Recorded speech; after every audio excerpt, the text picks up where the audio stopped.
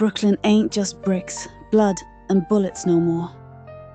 Nah, now it's sweet. We talkin' Brooklyn Bloodlines candy. The only candy tough enough to sit at the table. Mikey the Hammer Fudge Bar. One bite, you're down for the count. Hazelnut, dark chocolate, espresso crunch. Forget about it. Red Velvet Vendetta Taffy. Soft, chewy, with a hit that comes out of nowhere. Like a friendly tap that turns into a left hook. Concrete jungle lollipops. Hard as the streets, sweet as the score. They last longer than a sit-down with Goku D'Angelo. Cannoli Crunch bites, bite-sized, but pack more power than a capo in a Cadillac. Ricotta Cream Center. Forget about it. Brooklyn Bloodlines candy. One taste, you're made. Don't be a gavone eating them store-bought Mook's candy. Get yourself a piece of the empire. Brooklyn Bloodlines candy. Ask your bookie today. Mugs, what the fuck you doing in there, you prick?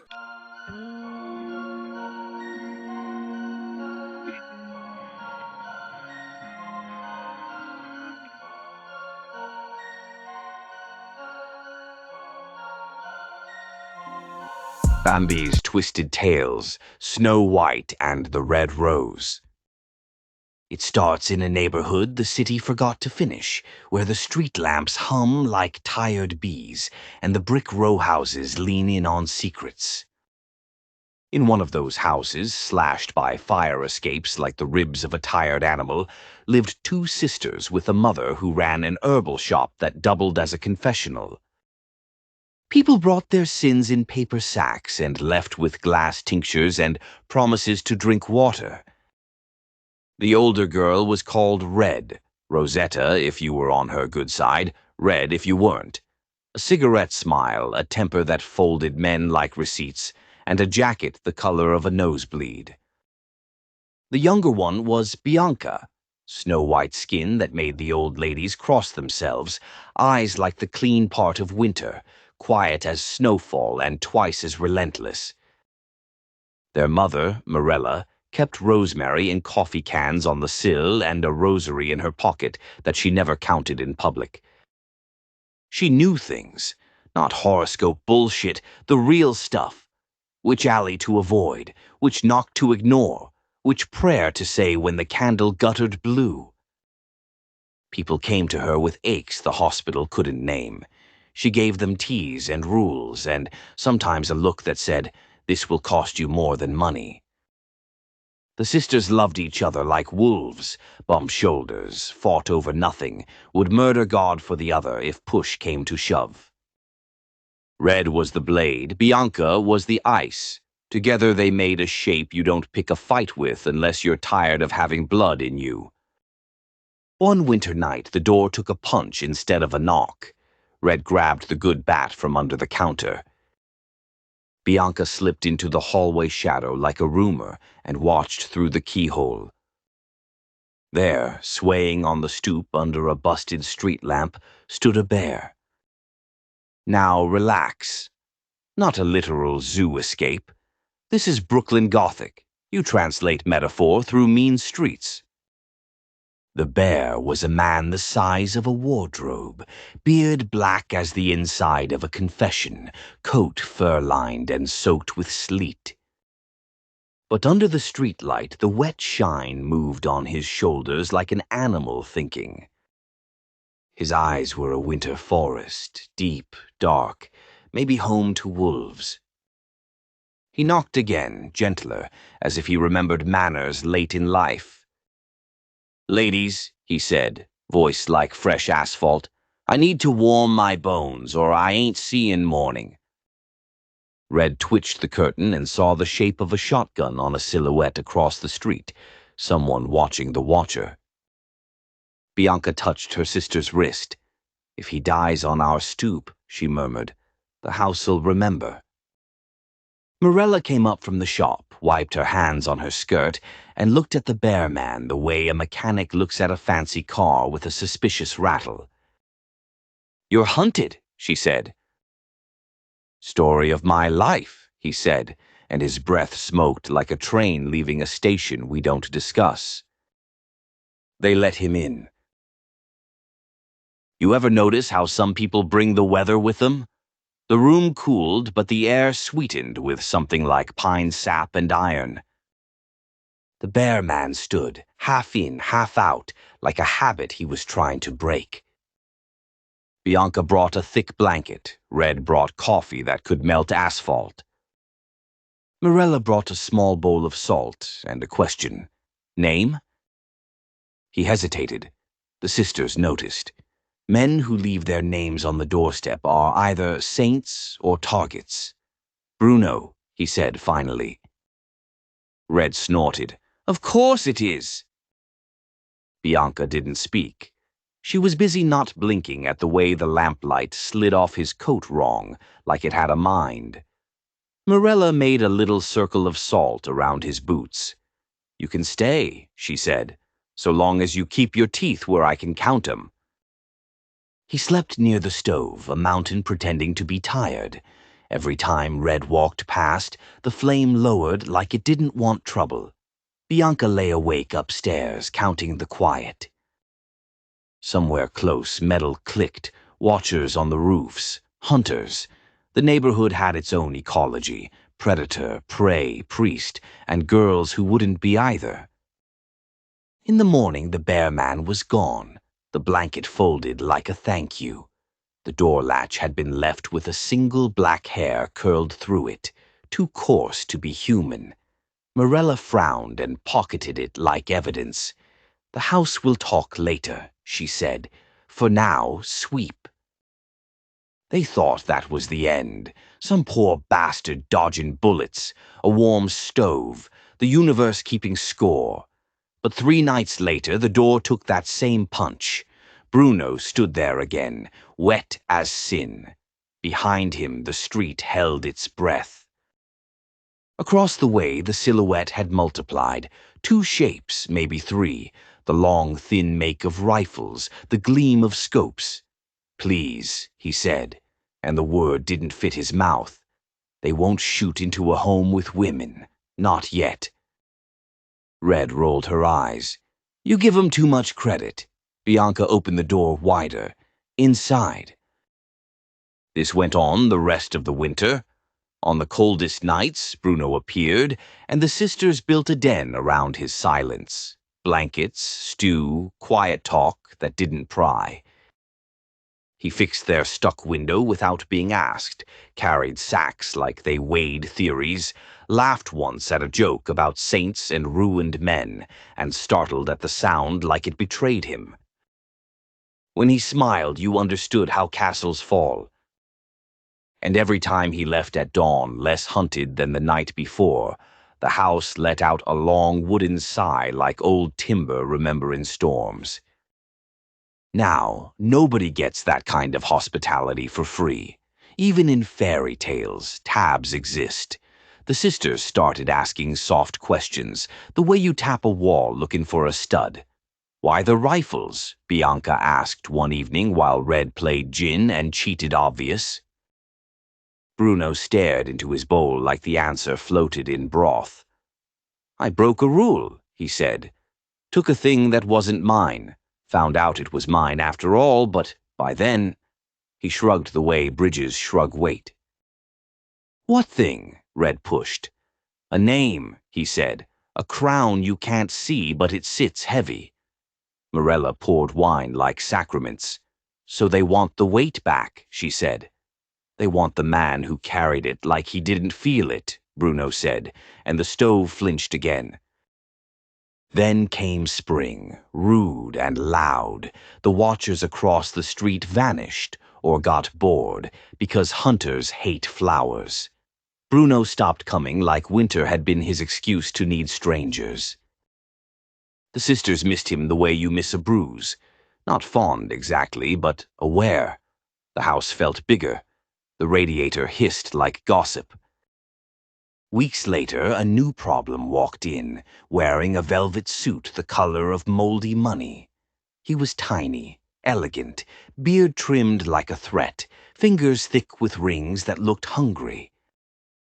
"Good afternoon, Madonnas," he said in a voice that ate its own echo. "My name is Zanino.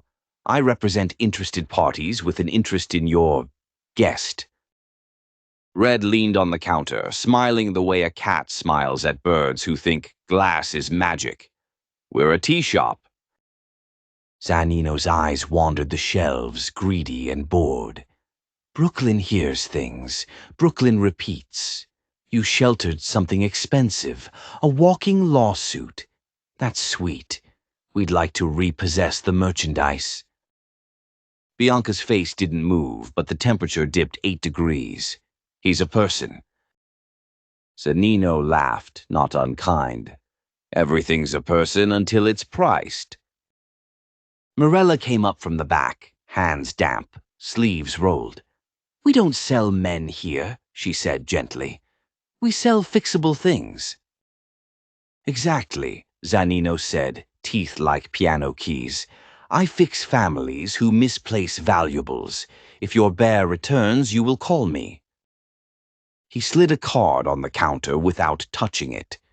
The card was heavy, off-white, the letters raised and smug. On the back, 3 prices. For what, it didn't say, but everyone in the room understood. He left, trailing a smell like starched napkins and fresh graves. Red shredded the card. Bianca burned the pieces. Mirella swept the ash into a jar and labeled it for later in tiny, serious handwriting. 2 nights after Zanino's little opera, the bell over the door shook like it was having a fit. A woman stumbled in, fur coat, diamonds like scabs, mouth red enough to warrant a second opinion. She collapsed onto a stool and did a gorgeous swoon, the kind of faint you practice. "Girls," she gasped, "help me. I'm haunted by a bear." Red and Bianca shared a look. "Join the club," Red said. "Dues are strength and minding your goddamn business." The woman introduced herself as Contessa Valentina, which is not an introduction so much as a declaration of intent. She claimed Bruno had stolen a family inheritance, a seal, not the animal, the stamp, that proved she belonged to a bloodline of tooth and title. Without it, her cousins were moving in on everything that used to bring her joy: houses, accounts, the warm fear of staff. "He seduced me with manners," she said, then took what was mine and vanished into the vulgar cold. Bianca made tea. Red didn't. "You want us to fetch your toy," Red said. "I want justice," the Contessa said, and the word went cheap in her mouth. "I can pay." "Of course you can," Red said, "but can you shut up?" Mirella listened behind her eyes. When the Contessa finished painting herself a victim in strokes of imported red, Mirella asked, "How long since you saw him?" "A season," the woman breathed. "How long before that since you saw yourself?" Mirella asked, and the woman flinched as if slapped by a memory. They sent her away with valerian, instructions to sleep without her jewelry, and the kind suggestion to confess to a mirror tomorrow morning and see if it still recognized her. That night, the sisters climbed to the roof with coffee and the bat, because sometimes vigilance feels like a date. The city spread out in bruised velvet. Bianca tucked hair behind an ear the world kept misreading as mild. Red drummed the bat on tar and hummed something mean. Below, in the alley, a dumpster shifted. Not like rats shift it, like a man trying to be smaller than a problem. Bruno stepped out of the shadow like he was shaking off a coat of black water.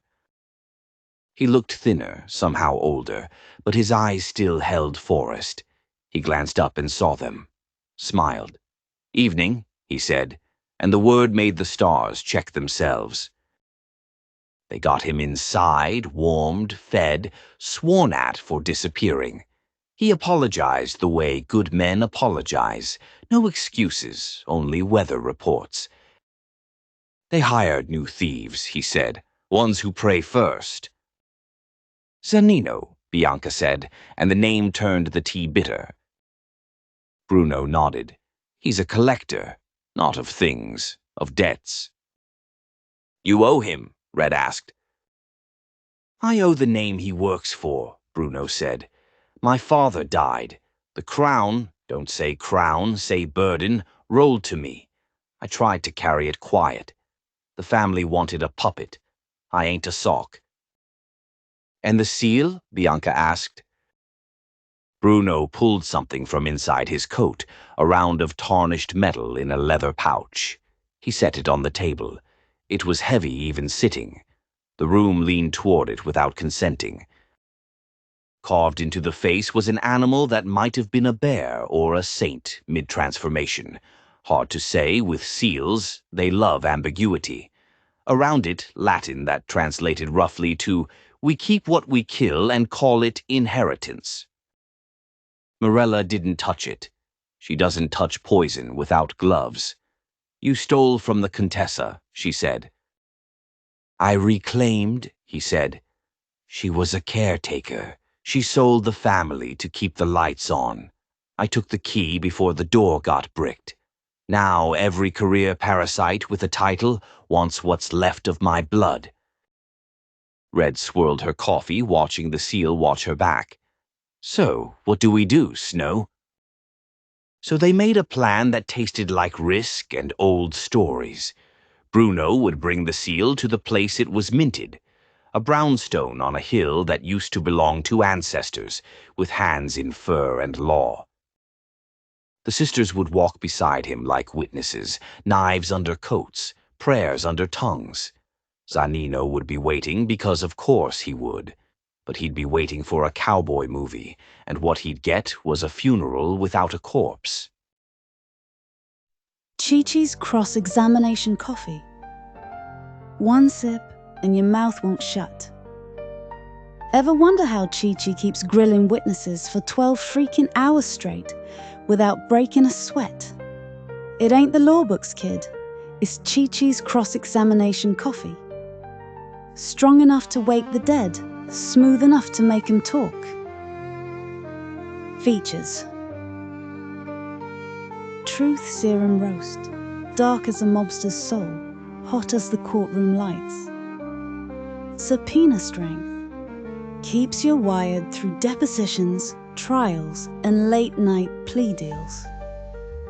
Bulletproof flavor, no cream, no sugar, just justice in a cup. Christian Santilli. I had one mug. Next thing I knew, I was confessing to jaywalking back in '92. Aaron the Brain. Too strong. I took a sip, cross-examined my own dog. Lopez. Can't lie. This stuff gets results. And that's me saying it. Special offer. Order now, and Chi-Chi throws in the objection mug. It yells overruled every time you put it down. Chi-Chi's cross-examination coffee. Justice served scalding hot. They went on a Tuesday. Important moves happen on boring days. The brownstone was bones and stubbornness, stoop cracked, door heavy, windows blind. In the parlor, portraits glared down, men who married money and beat sense, women who held babies like documents. The air smelled like moths and inherited mistakes. Zanino arrived 5 minutes late, which is a power trick taught in schools with tuition. 4 men with him, tall and quiet, like hired sins. The Contessa fluttered behind them with a veil like a threat and a ring that could knock sense out of a boxer. Family reunion, Red said, and the echo agreed. Zanino smiled at Mirella as if she were a kindly museum docent.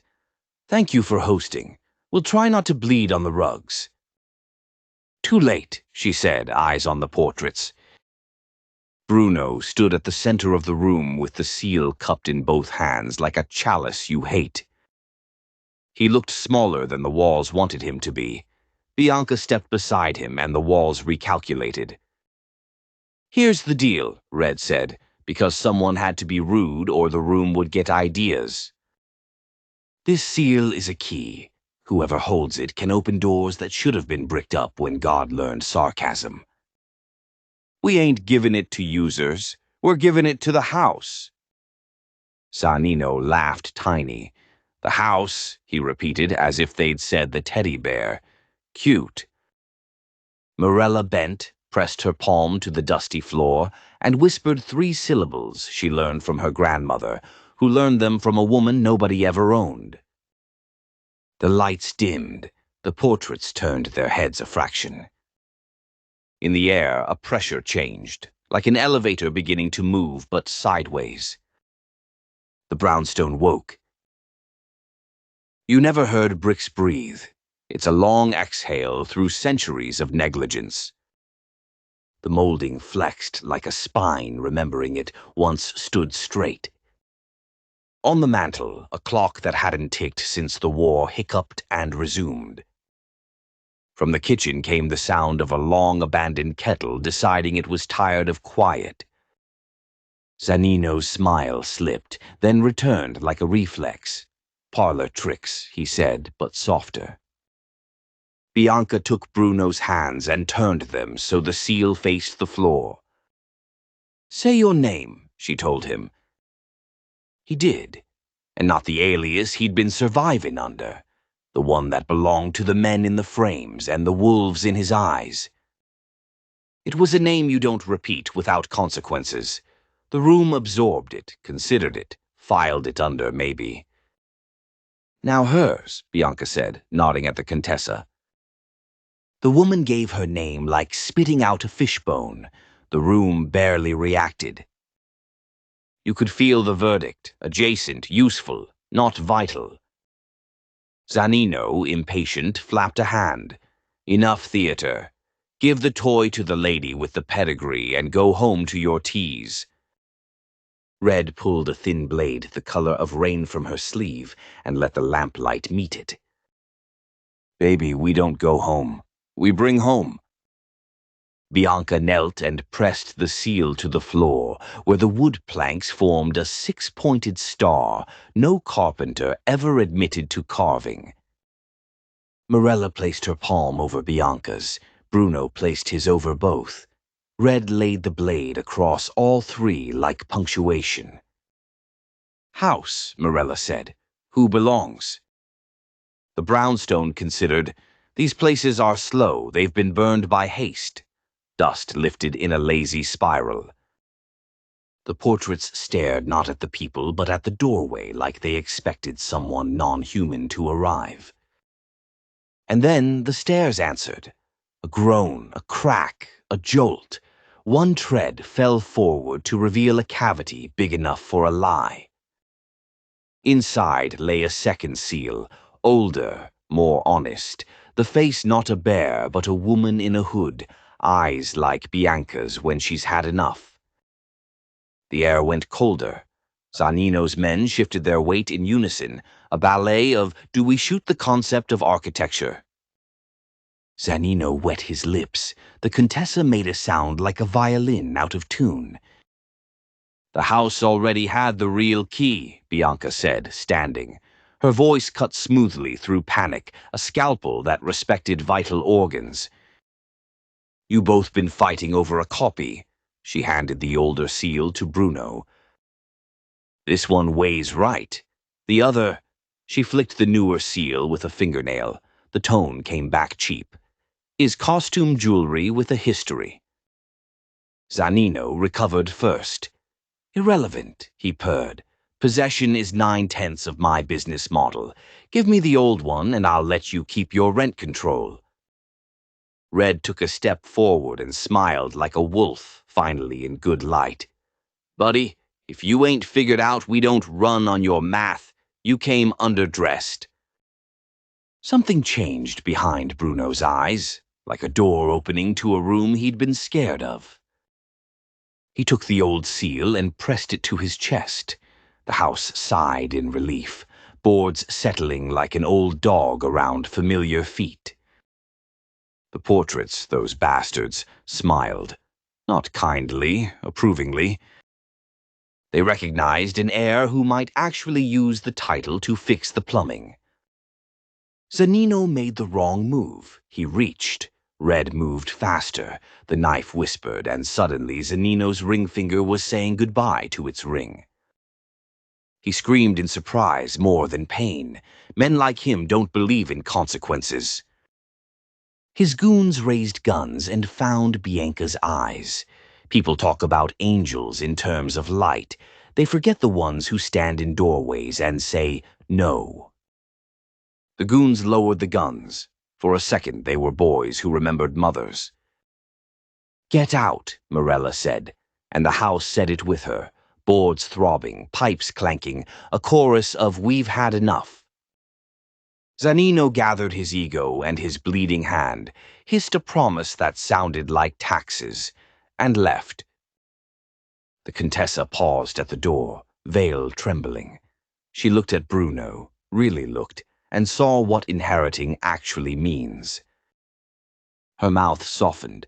"You'll ruin yourself trying to carry that alone," she said, not unkind. He nodded. "Maybe for once I won't." She left a small black envelope on the console table and ghosted out. Inside later, a deed to a cabin upstate, a key, a note. This was always meant for the person who stays when hunters come. The sisters sat on the floor with their backs to the breathing house. Bruno slid down beside them and laughed once, the good kind this time. Sometimes the old seal lived on the shop counter wrapped in cloth, warm to the touch like it had a pulse. People with the wrong intentions couldn't see it at all. People with the right ones felt lighter in its presence, like someone finally shared the goddamn load. Zanino tried once more. Of course he did. He sent a boy with a bomb that looked like a bouquet. The house saw it first. The clock stopped, the kettle screamed, and Mirella pinched the fuse between two fingers like insulting pasta. The boy ran, crying. Bianca found him 3 blocks over and gave him tea and a job sweeping after hours. He started showing up on Sundays with pie. You rescue a wolf, it bites you someday. You rescue a boy, sometimes you save his grandchildren. Years later, people in the neighborhood told the story 3 different ways. A family of witches, a gangster who became a saint, 2 sisters who ran a halfway house for cursed men, a brownstone that ate the greedy. All true, none complete. That's how good stories live. They change clothes. Me? I tell it like this. Snow White and the Red Rose kept winter alive and honest. One held the mirror till it told the truth. The other cut the liars out of the frame. Their mother coached the house like a tired priest coaching God. And the bear? He learned that being big ain't the same as being strong. He learned what every wise guy learns late if he's lucky. Muscle gets you through doors. Love keeps you inside long enough to change the locks. One more thing. The day Mirella died, old, laughing, basil on her fingertips, the house didn't creak for a week. It stood at attention. After the funeral, Red and Bianca sat on the stoop, dresses black, eyes sharper for the salt. Bruno came down from upstate with dirt under his nails and grief in his beard. He didn't say, "I'm sorry." He took the seal from his pocket and set it on the step between them.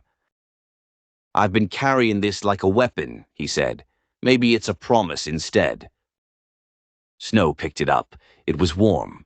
Red put her hand over Snow's. For a second, the whole goddamn block breathed in time. Cars shut up. Babies slept. The air tasted like rosemary and iron and the kind of future you don't owe anyone but yourself. They kept the shop. They kept the house. Winter came and went on schedule, as if someone with sense finally handled the calendar. Bruno visited. The Contessa wrote postcards from places with fountains and good bread. Zanino, last I heard, sells fake antiques to real idiots in Miami. He wears a glove on that hand now. Tells a story about old country curses. Sure, pal. Curse is consequence in a fancy accent. If you ever find yourself on that block and the door opens when you weren't sure you knocked, be respectful. Don't ask prices first. Tell the truth at least once while you're inside. The tea will taste like mercy with a bite. The knives will be clean. The portraits will mind their business, mostly. And if the stove flame lowers when a big man laughs, don't mention it. We don't embarrass the past in this house. Moral, don't mistake possession for belonging. A thing's yours when the people, the place, and the truth agree. Power without love is a costume. Love without teeth is a lie. Keep your house awake. Keep your knives honest. And when winter hunts you, find the sisters who know which names to return and which to rewrite. If that scratched your gothic itch and you like fairy tales with brass knuckles and holy water, you know the move. Subscribe to Bambi's channel, smack that bell like it owes you rent, and drop a comment for the Pizzaverse. We don't sell magic here, we service it. New twisted tales every week, bring your sins and a sense of humor. Capiche?